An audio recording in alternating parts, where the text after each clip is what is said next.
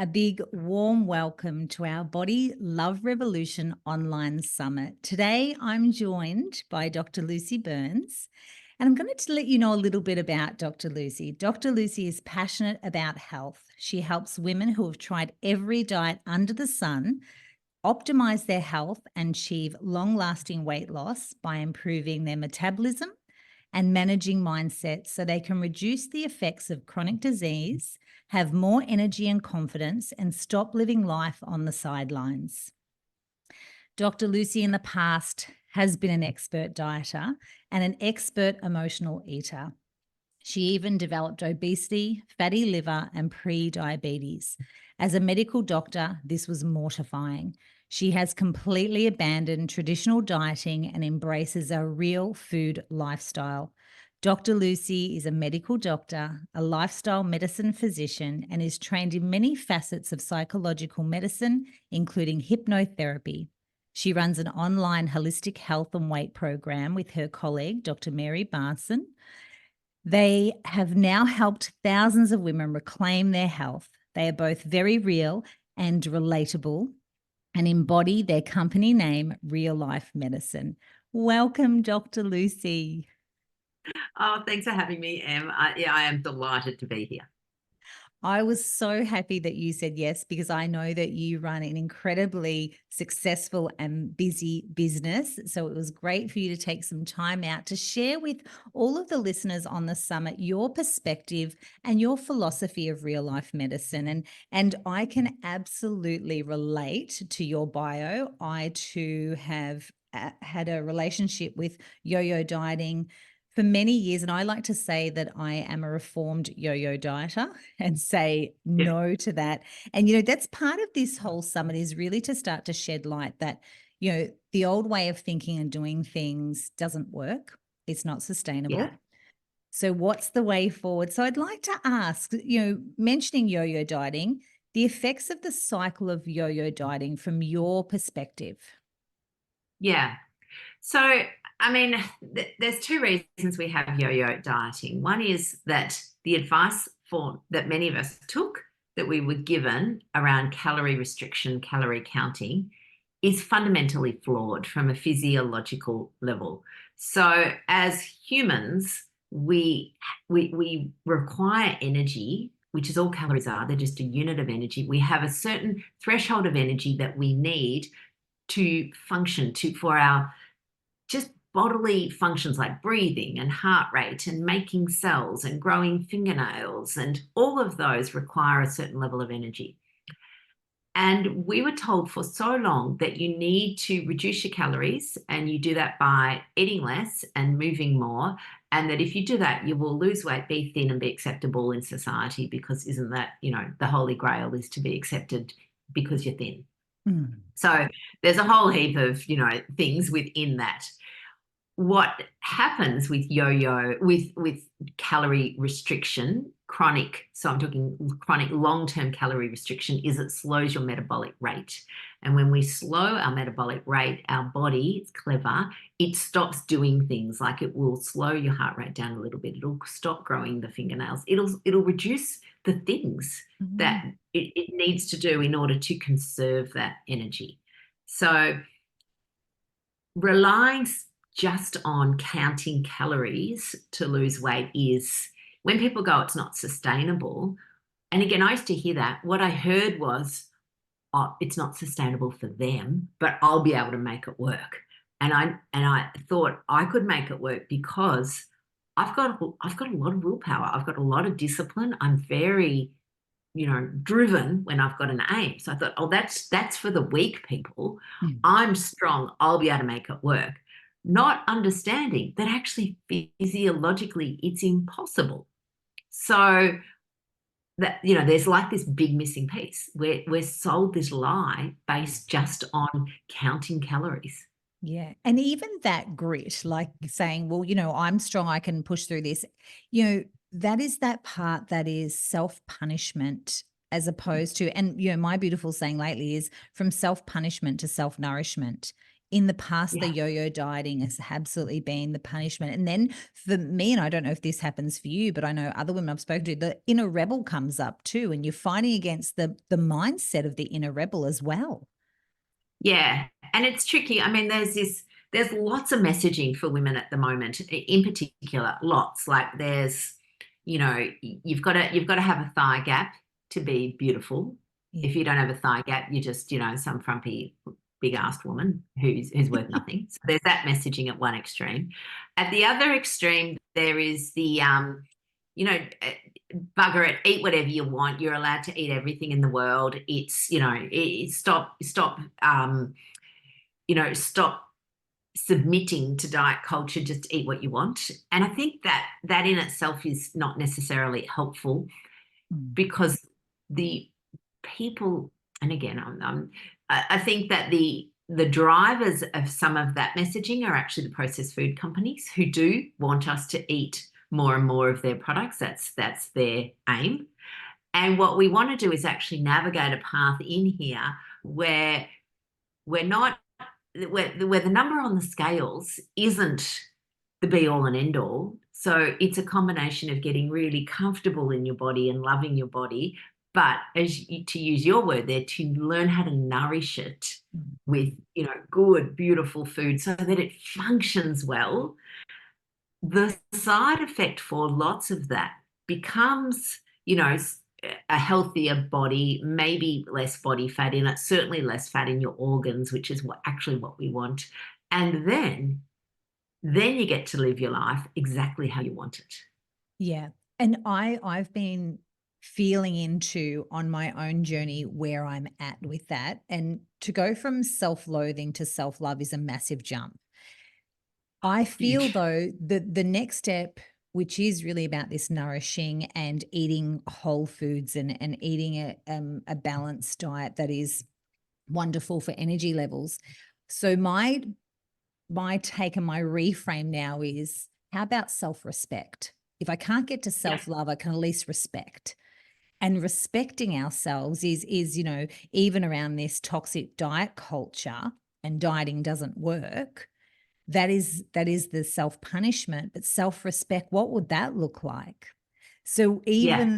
even, for you, Dr. Lucy, the self-respect and looking at the toxic diet culture and dieting doesn't work, and looking at the self-respect, which is my words, but how do Yeah. you feel that fits into living real life medicine philosophy for a long life of well-being? Well, one of our favorite sayings is you can't hate yourself thin. Yes. So lots of people do that. They have this, again, dieting, what the issue with dieting is it uses language that encourages perfection. So you're on a diet, you've got a meal plan to follow or calories to count or something or other. And then the language around, if you don't follow that specific plan, is that you've broken it, you've cheated, you're having a cheat day. There's all this, it's again really negative language. And then what happens is we will, deviate from that plan, and our brain, it's a bit like the rebel. It goes, oh my God, I'm off the plan. Quick, quick, quick. And it goes, quick, eat everything because tomorrow I'm going to be good. And it encourages this, these two extremes. You're either perfect or you're on a bender. And Mm. and again, for so many women are really, the majority of women are high achieving. They've got good grit, they've got good determination, they've got good discipline. They can spend a lot of time over in this perfection land.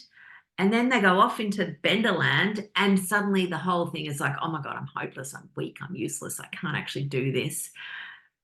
The rebel bit in them goes, quick, eat all the Tim Tams, quick, quick, quick, get rid of all the food, and I'll start again tomorrow or Monday or next month or some other time, because the idea of going from over here to over here is huge. So this is exactly how I lived my life. And I often say it was like careering down the road of life, over here, out of control. Rah. And now I'm in this middle lane, and I feel like I've got lane assist. So, when you drive your car and if you're veering a little bit, you just do a Yes. little tweak and it brings you back to the middle. So it's not perfect, absolutely not perfect, but it doesn't need to be perfect to achieve long lasting health. And the reason that women think it needs to be perfect is because of this promise that you will lose weight if you follow my plan to the letter. And if you don't follow it to the letter, you won't lose any weight. And so therefore you're going to fail, which is the Mm. biggest load of rubbish ever. Yes, and I hear you saying there it really is mindset and the language. So Yeah. even the language, like you say, Benderland, we're either in or we're out. It's Yeah. either we've blown it or we're good. There's lots of good and bad, wrong and right. So the mindset part of it and the language is powerful. Now, what did you say that was beautiful? You cannot hate yourself thin. No, you can't. You can't. And yeah, you can't berate yourself well. That's our other thing. You can't hate yourself thin. You can't berate yourself well.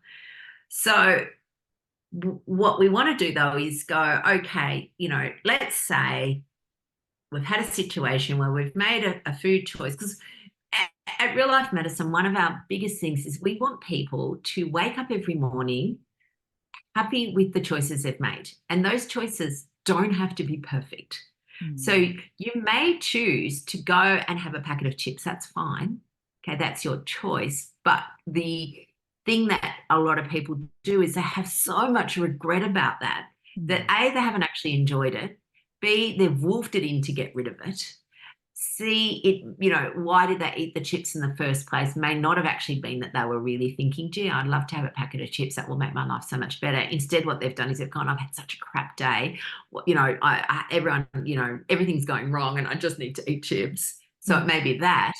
And all of that leads to then these feelings of loathing or, self-flagellation. And so what you do in that situation is you just shut it down and you don't want to look at it again. So you don't actually look at the circumstances that led you to making that decision.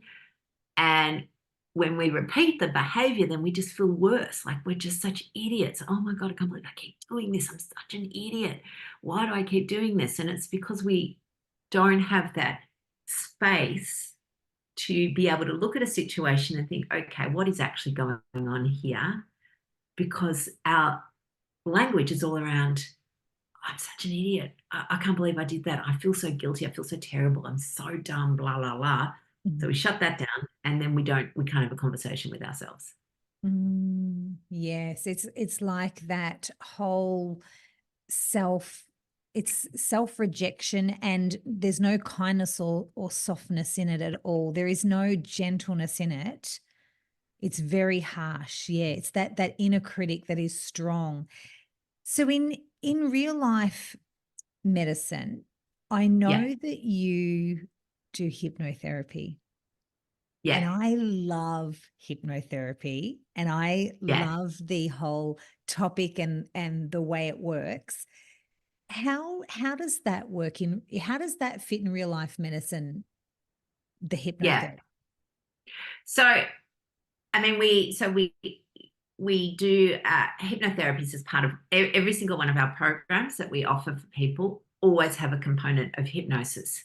Now, it's interesting. There are some people that are a bit scared about it, and I Mm. think probably they've watched shows on telly where you quack like a duck, or they think it's a bit of woo, or that it's not going to work. But here's the thing: advertising is a form of hypnosis. Yes. So, and particularly television advertising. If you've ever watched kids watch telly, they go into a bit of it's called a trance, which is a hypnotic term. But basically, your frontal your frontal lobe goes offline. Like it's the decision making part of our brain. It goes offline, and you watch kids watch telly, and they do this posturing where they just kind of go, and they stare, and they don't blink, and they're just mesmerized. And then what happens is an ad comes in when you're in that state, and that is actually bypasses the logical part of our brain into our subconscious brain.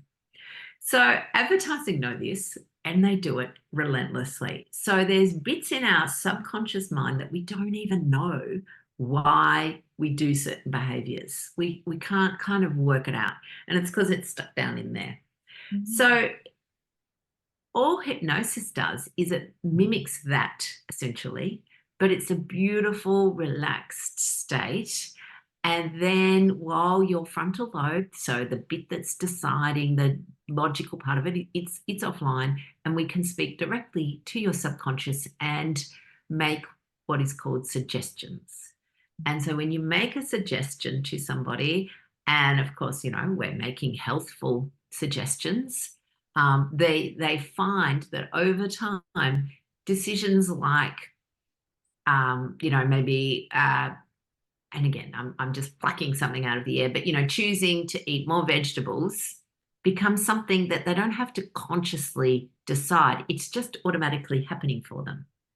So, yeah, it's super powerful. And I think, just getting back to what you were saying about the whole berating, self-loathing thing, we have a couple of little acronyms that we like to use, because the acronyms are, again, another beautiful way for us to remember things. So we have an acronym called the SLC.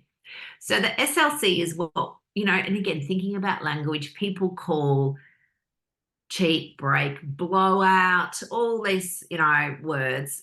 We call it a slip, a lapse, or some creep. And they're just little words that we use to describe what might be happening with people's eating behaviors, or any behaviors really. And if you recognize that those are coming, then the second SLC is self-reflection. So it's SLC. So it's self-reflection, learning, and you do it with compassion.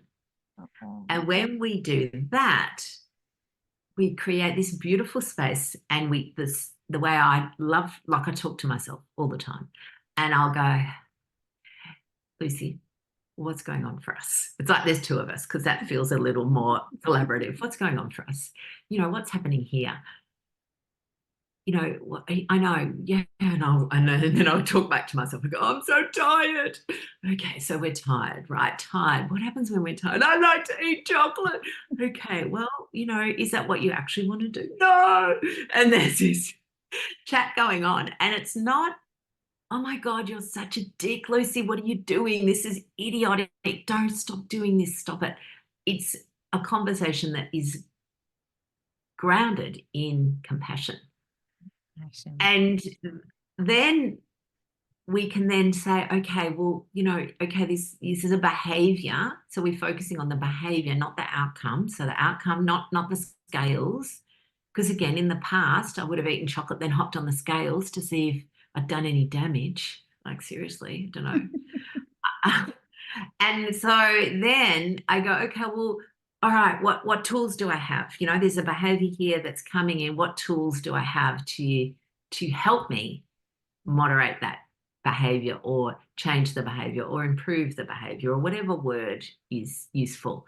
And so it might be that, yeah, hypnosis might be one of our tools. We teach, people, obviously hypnosis, we teach journaling, we teach the language around self-compassion, we teach tapping, we teach deep breathing, we teach all the things that you can use instead of soothing ourselves, which is all we're doing with food sometimes. Yeah. Often I say to people, look, so you blew it, you blew it, because that's their language. You blew it on a box of chocolates, or a packet of Tim Tams. You haven't murdered anyone. You're not creating some sort of internet scam where you're ripping off old ladies. All that's happened is you've used an old tool to soothe, a tool that have been taught all along, that has then been exploited by marketing.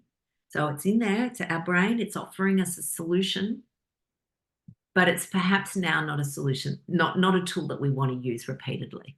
And when we take that judgment away, we can go, oh, okay, yeah, okay. So it's like you've gone into the shed, you've got out a hoe when you really meant to get out a pair of shears. Yes. Oh, that is so compassionate. Just that, and exactly that soothing that part of you that says that's an old tool that you used to use. And Yeah. that's okay. But now we've got a new one. Yeah. Oh, because that is the Yeah. mindset and the language. And Lucy, I love how you talk to that other part of you, like it's almost like the voice of wisdom. Yeah. In the Clarity Catalyst, well, now it's in Body Confidence Program, we call it your itty bitty shitty committee. There's a whole committee of them. Oh, yeah, yeah. You say to the itty bitty shitty committee, not today, not today. I'm Yeah, yeah, have that's a a good seat one. today. Yeah, yeah. We will sometimes talk about the board of directors in our brain, and one of the directors is just the loud bullying one. And it's like, you know what? Pipe down, pipe Yeah. down. With bad suggestions is it's Yeah, the crazy yeah. one. Yeah, suggestions that are unhelpful. And Unhelpful. again, even thinking about that, that's the language we will use when people come and they go, Lucy, is this a good choice? Okay. It's not really about good and bad. It's about helpful and unhelpful. And again, thinking what dieting does is it disempowers us because we're following a plan. We're counting some points, we're following a plan. We're not actually tapping into what we need as humans, both physically and psychologically. What we want to be able to do is go, okay, what's going to be helpful to me and what's going to be unhelpful to me. And in our world, I see, and again, this is the minefield, I guess, that we have to navigate. We've got, you know, as I always say, I couldn't care less about your thigh gap. Could not care less about that. That's irrelevant. It's irrelevant for women to be concerned about their freaking thigh gap. However, what we do want to be concerned about is our metabolic health. And our metabolic health can be affected by particularly central body fat. But it's become this charged word. Even fat, it's a weight, fat, obesity. Obesity is a word that sounds ugly. Just Mm. what's that called? That thing where a word sounds like it is, like plonk. I've forgotten what that word is. There's Moist. a moist, those sorts of words. Obesity, it sounds like an ugly word, but it's also being used. It's been weaponized, and it now is, used to describe, people in a language that is often used meanly. So, but from a medical point of view, and as doctors, that our concern for people is to help them become healthy, and the number on the scales is often irrelevant to that. It's hard for people to accept it because health and thinness have come paired, like Yeah. a pair of socks, except they're not a pair. You Because can be healthy and yeah, you can be lean. You can be lean and healthy. You can be unhealthy and lean. You can be healthy and curvy, and you can be unhealthy and curvy. So we're wanting to go, all right, well, what do we want to do here? Again, I guess it comes to the question, what even is healthy? Yes. And, I think is that a feeling, measuring health, is it energy? Is it, and in some terms, ensuring that you do not have those markers that you are, like your experience, on the verge of the pre-diabetes. I mean, they're all very serious concerns. So health and thin and health and curvy is not necessarily the only thing we look at. It's Yeah, does yeah, everyone have their own set point somewhat? yeah.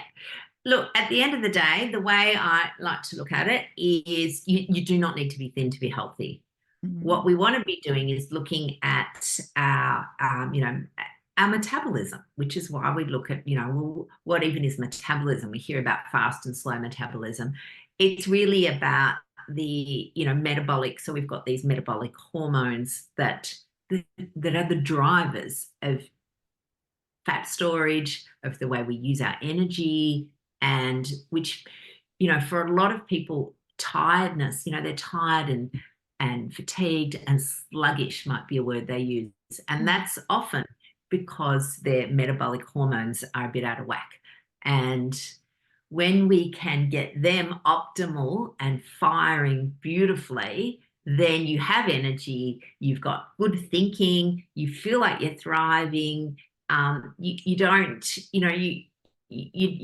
your hunger signals are normal. Like for a lot of people, in fact, Mary and I did a podcast on this just the other day around hunger.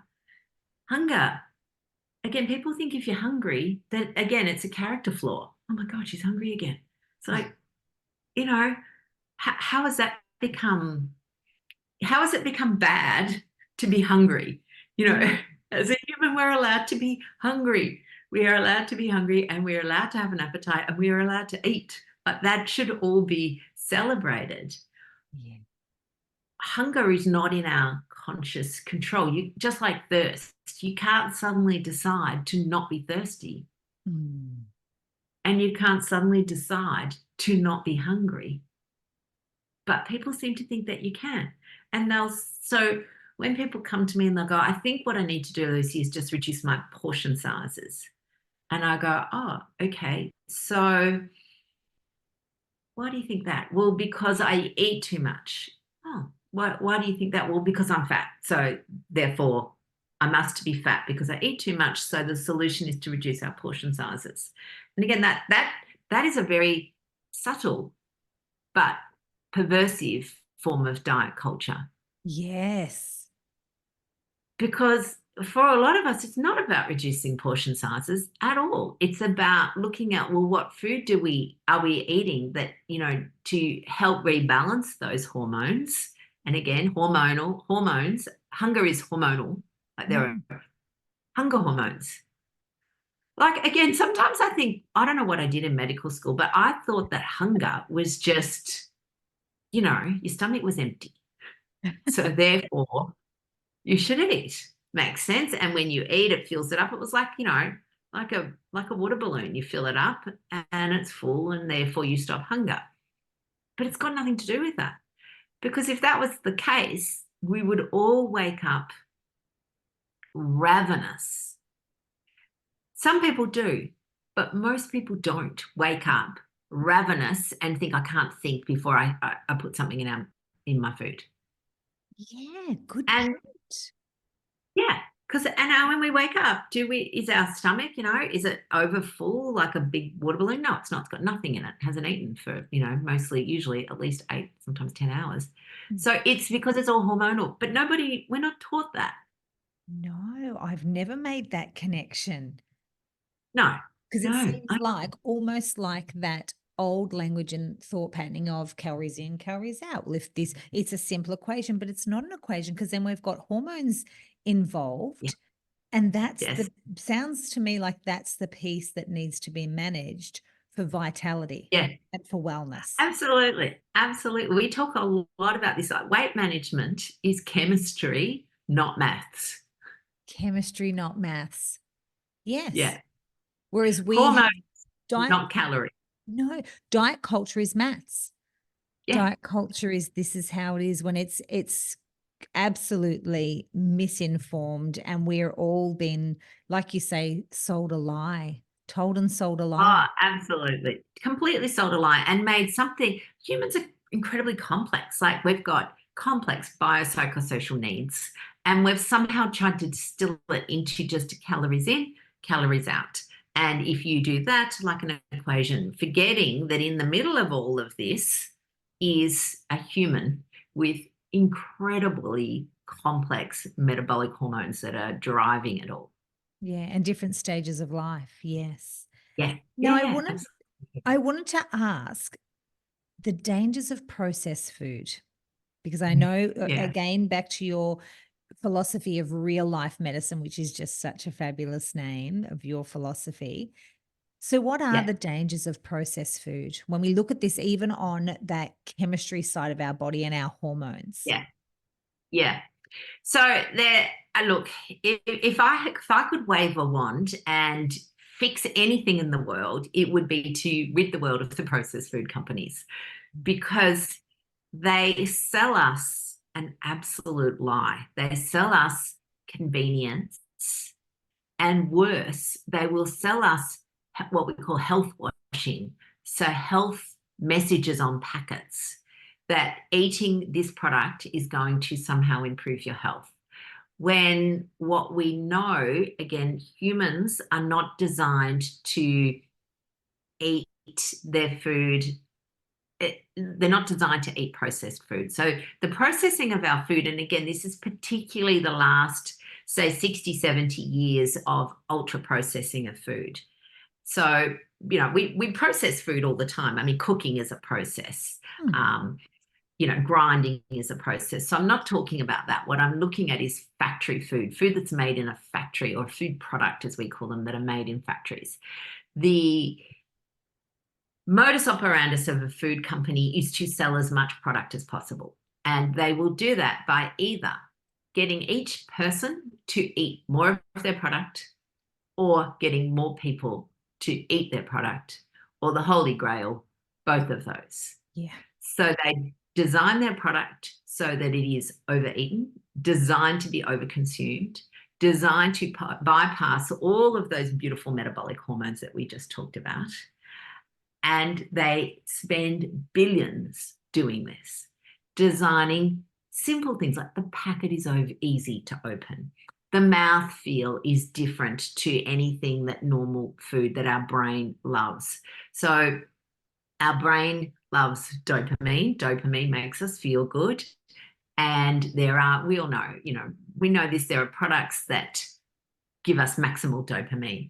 And sadly, they're usually things that are pretty bad for us. So, gambling, excessive alcohol, smoking, processed food, all of those things. However, everything humans are reward driven. That's what the dopamine cycle is all about. There are lots of things in our normal lives that give us dopamine, things like, you clean out your cupboard drawer and you go, oh, I feel a legend, feel good. That's dopamine. But it is very hard for that to compete with the billion-dollar industry that the processed food company is. So it does multiple things. So first of all, it encourages us to overeat their products. And when we do overeat their product, then the individual is blamed. Well, and they'll say, well, we didn't tell you to eat 10 packets of Tim Tams. You're supposed to eat it as part of a moderate diet, everything in moderation. We told you that. It's like, that's what they tell us. But actually what they're doing underneath is designing a product. It's designed to be overconsumed. Yeah. It's designed to be overeaten. So there's that at one level. The second level is that the ingredients interfere with all of our bodily processes, in particular gut health.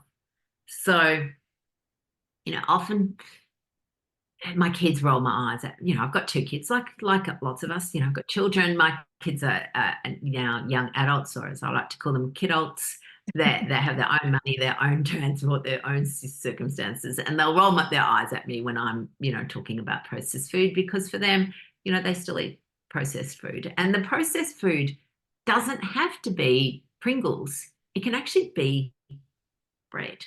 So the bread, let's talk about bread, which people think of bread as being, healthy, particularly if you buy whole grain, perhaps, or multi-grain bread.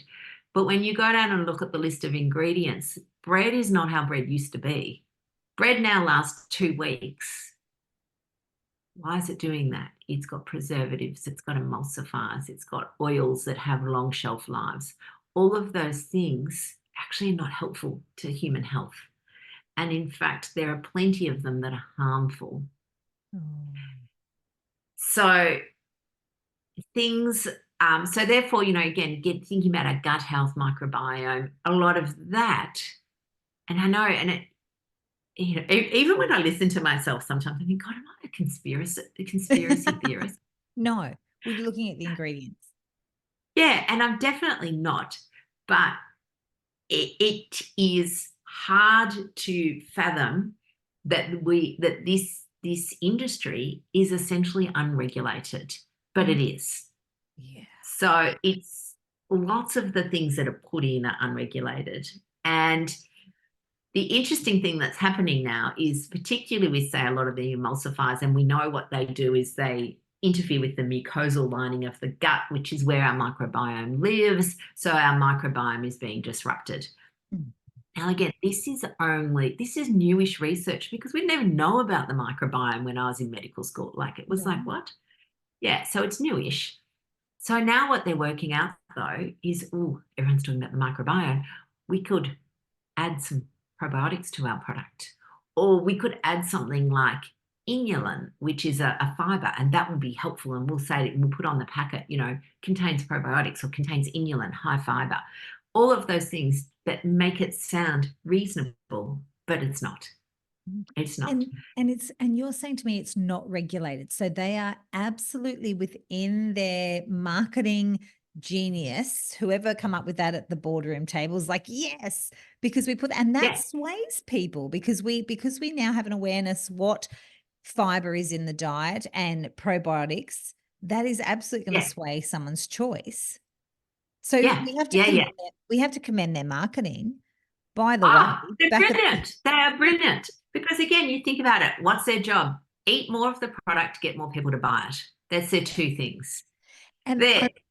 I also remember hearing a story. Now I can't remember. I'm probably going to not tell the whole story, but this was the gist of it. I think it was like Cheetos or one of those chip companies that spent like millions of dollars getting the right crunch factor and taste burst in their mouth. And so it was exactly what you're saying, Dr. Lucy. It was impossible to only have two. And Yeah, then the absolutely. bags, yeah, the size of the product became, and I think they'd done like a little study and said what it was in the 80s to the 90s to the 2000s, and the packet Yeah. had tripled for Yeah. supposedly one serving. And I often love that saying, 2 bite delight. In 2 bites, I can get a delight. But some of those products, that is impossible to have a 2 bite delight. You can't stop Yes. at 2 bites. So back to Once the you pop, you can't stop. how's the language that we have, and this is why I absolutely love conversations like this, and the whole body love revolution um summit is bringing our attention, because we've gone along nicely just beating up on ourselves going, well, it's a me problem, why can't I get it Yeah. together? Yeah. When the truth is it's not a you problem. No. It's it's it's marketing, and it's how can you survive in this terrain when we are bombarded? So then our work is the mindset, the hypnotherapy, getting educated and starting to absolutely bring in the compassion.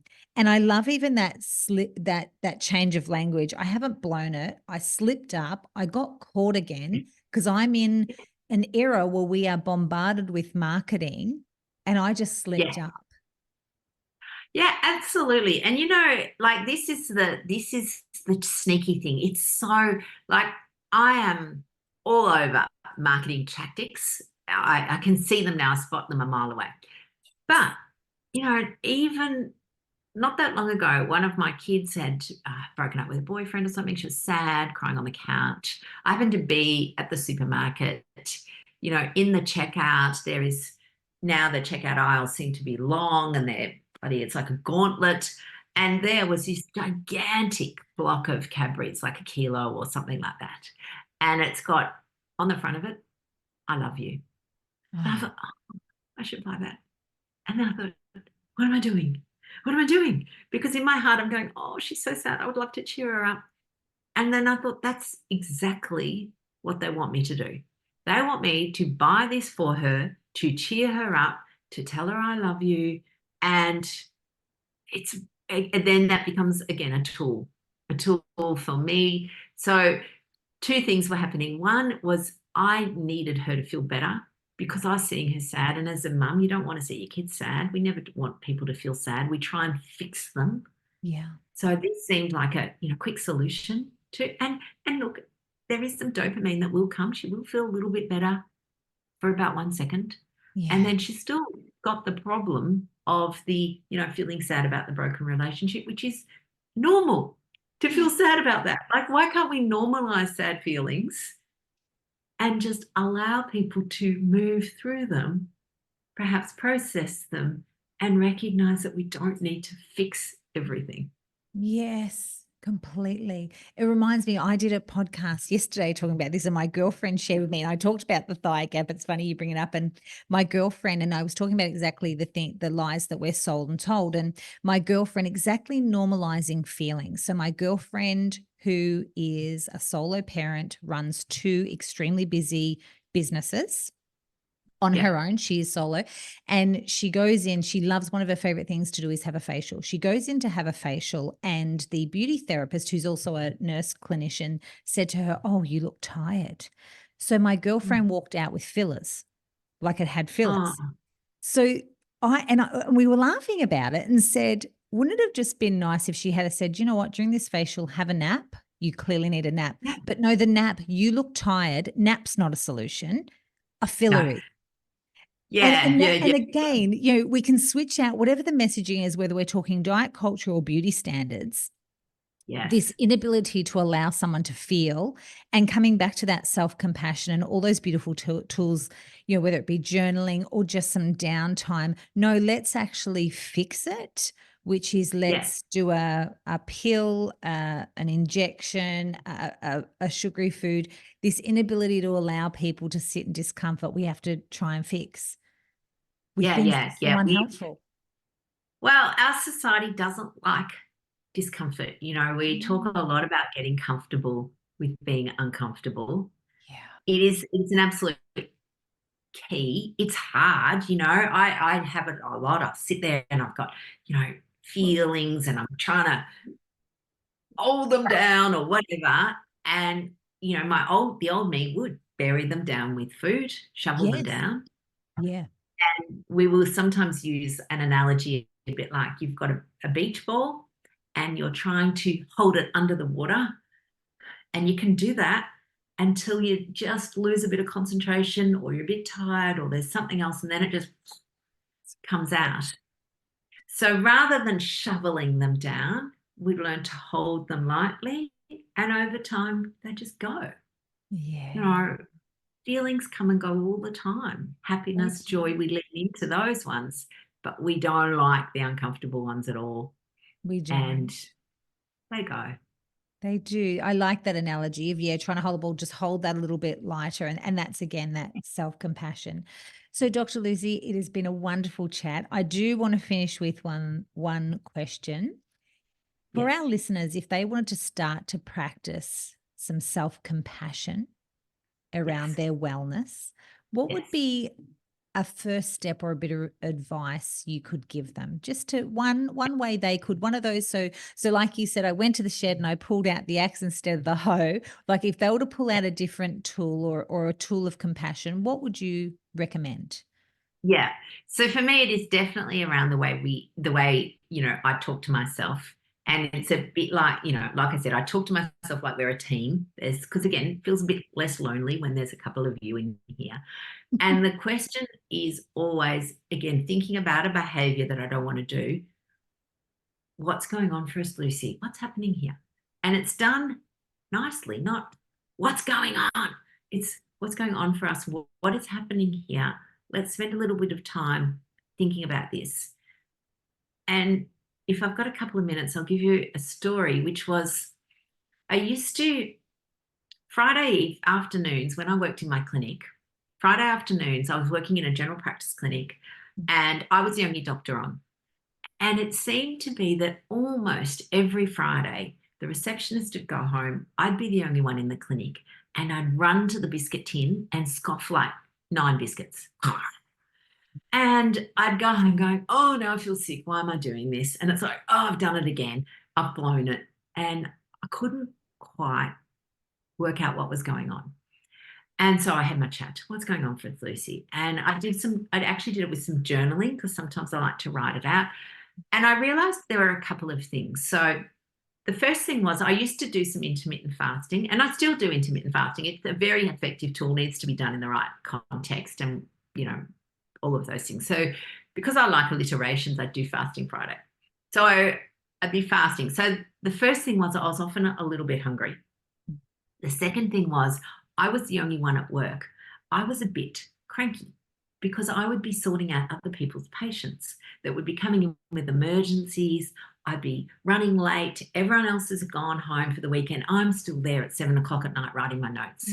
So I realized I actually had a bit of resentment about this situation. And resentment is a powerful driver for emotional eating. So I thought, oh, okay. So then I worked out, well, actually, I'm choosing this. I don't have to do it like this. I can run my afternoon differently. So what I did was recognize, well, I'm here on Fridays. I'm the only doctor. There is going to be patients that are coming with emergency scripts or, all of the things that they've cut their toe open or whatever. So why don't I finish my patients a bit earlier? That gives me 2 hours to sort out emergencies, deal with extra hoo-ha. I can then finish at 5 o'clock and go home and not be cranky and needing then to settle stuff down. So because I asked myself the question, what's going on? And I was brave enough to write down, I am cranky because I'm the only one. Like I was the martyr. I'm the one doing it all here. And therefore I thought, well, I don't have to do this. I can take back some control and I can do that. And then suddenly no more in the biscuits. Mm. That's a big one, actually asking yourself what's really at the point of that, and then being brave enough to say, well, I'm going to rearrange my day. And the word martyr, not that I'm going to make it synonymous with being a woman, but we Yeah. do tend to bring on a lot of us have the whole, well, I'm the one left when, speak up. Yes. If it's Yeah, leading. yeah, yeah. Everyone else has gone home, but I have to. I have to. Yeah. Again, it's conditioning, so it's not our fault. One of our things we say a lot at Real Life Medicine, it's not your fault, but it is your responsibility to change it. No Yeah. one's coming along to change it for you. So again, same with food, same with, if people are overweight, if they've developed fatty liver like I did, if you've got diabetes, if you've got pre-diabetes, it's not your fault. Honestly, it's not. But the only person who's going to come and help you with it is actually you, like do it for you. So there's lots of tools available, but the only person who's going to do it. Processed food, again, I'd love to wave a wand, but I am not naive enough to know. I'm not naive enough to know that's never going to happen. There's so many double negatives. But what I know is that it will never be regulated. It will never, because the industry is too big, it's too massive, and their job is to sell more product to more people. So it will never change. And accepting that is going, okay, I accept that. Now I know that I am responsible for choices around that because now I know what their tactics are. Yes. Yeah, that is our responsibility to get educated, and then the mindset work and ways that we can support ourselves Yeah. so we don't keep falling into that trap. There's a point where we go, I'm too wise now. And I Yeah. think Yeah. that Yeah. that's Absolutely. our work really is the mindset and the education. Yeah, and people think mindset is just more willpower. I just need to be stronger, and that's not mindset. Mm. Mindset is unpacking these stories, and some of them are deep down, really deep, and rewriting them. Yeah. Yeah, I often think mindset, there's almost two components. There's a little bit of healing, Yes. forgiveness, compassion, and then there's the transformation, which is a shift, a new perspective. So Yeah. I think that's how I describe mindset. And I feel that is a big one on a body acceptance or a body love journey is without a Yeah. doubt the mindset work, the education, Yeah. taking responsibility.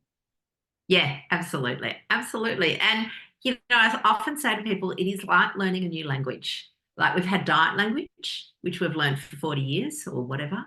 And now we need to learn a new language. And that can take some time, and that's okay. And if you stumble along the way, it doesn't matter because the thing is that that's what we do when we're learning.